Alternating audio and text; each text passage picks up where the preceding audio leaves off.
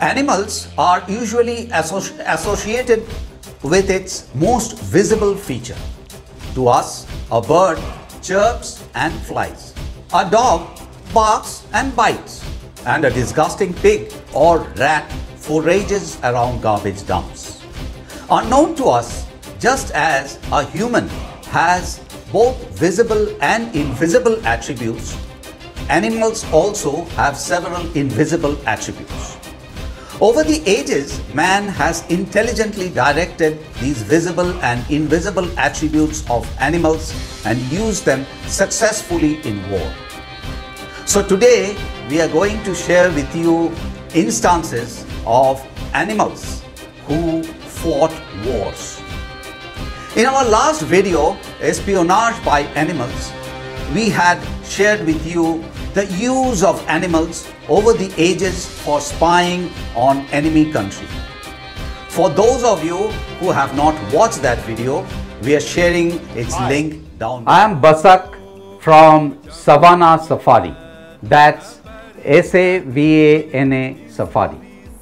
As a wildlife enthusiast, I speak and write on the wonders of Mother Nature.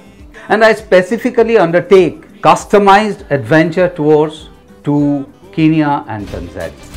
Back in 266 BC, during the siege of Megara City in Greece, the Megarians broke the siege by driving burning pigs doused in inflammable oil towards their enemies' elephants. The squealing pigs ran helter-skelter amongst the elephants, terrifying them and causing them to bolt in different directions, trampling their own soldiers. Close to India, in 1230 AD, the Imperial Army of China used incendiary monkeys in their fight with Yangzhou rebels.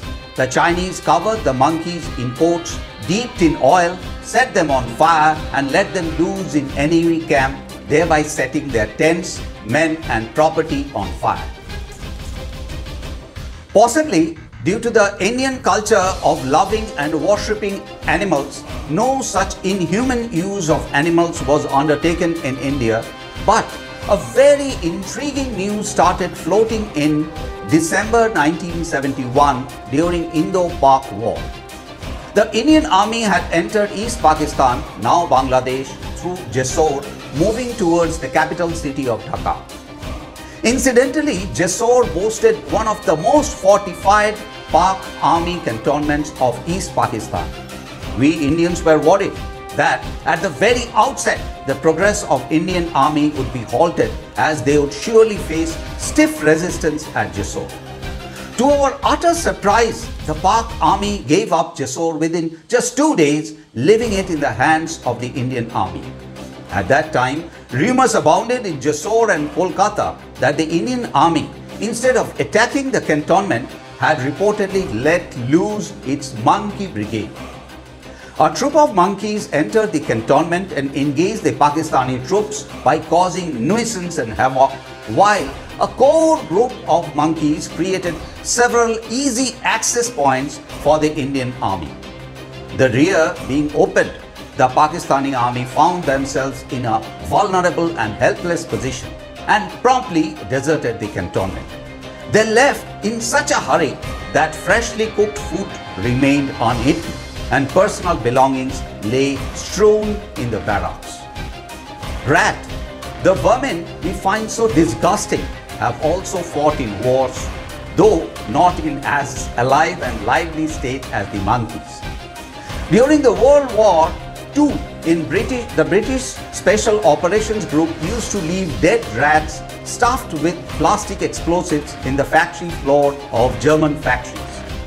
The intent was that the disgusting creature, on being discovered by German workers, would be disposed of in the fire of the factory boiler, thereby causing a devastating explosion.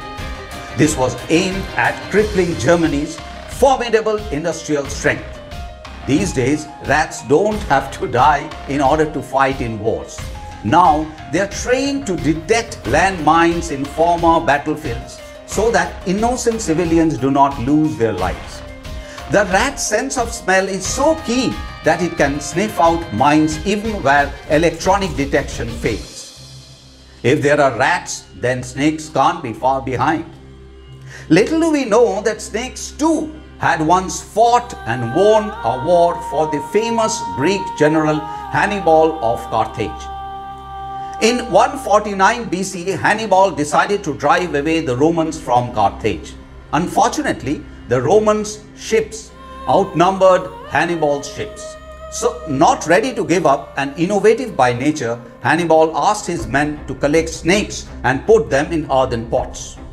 Once he had enough of earthen pots, he attacked the Roman fleet and used catapults to rain pot full of snakes inside those ships.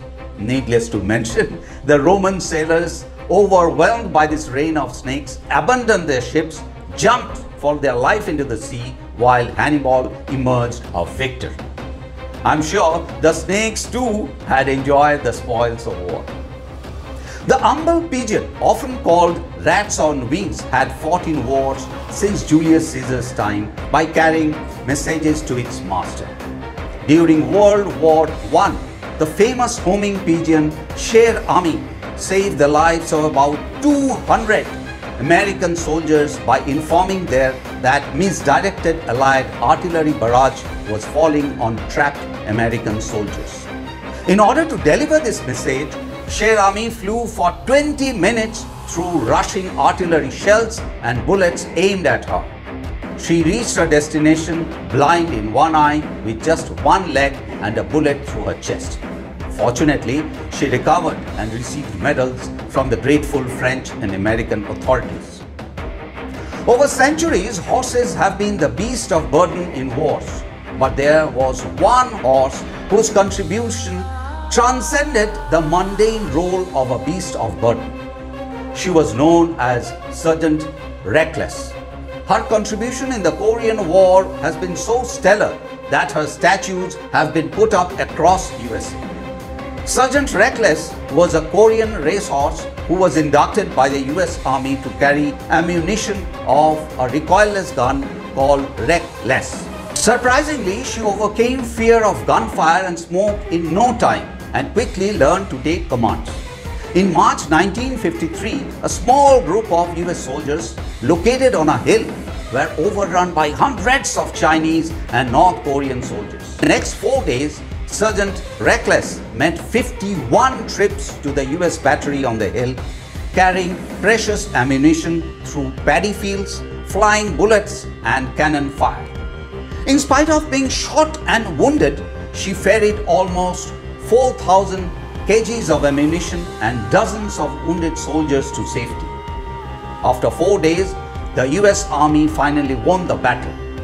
Reckless was made a sergeant after this battle because they said that but for Sergeant Reckless, the battle would never have been won. So friends, next time you see a bird, a rat, a monkey or even a coiled snake, don't forget to salute it, because for all you know, they are all warriors waiting to fight the Chinese or Pakistani army. So please like, share and subscribe to my channel and join me in this amazing journey where I bring you face to face with the cradle of civilization. Savannah Safari, your tryst with adventure.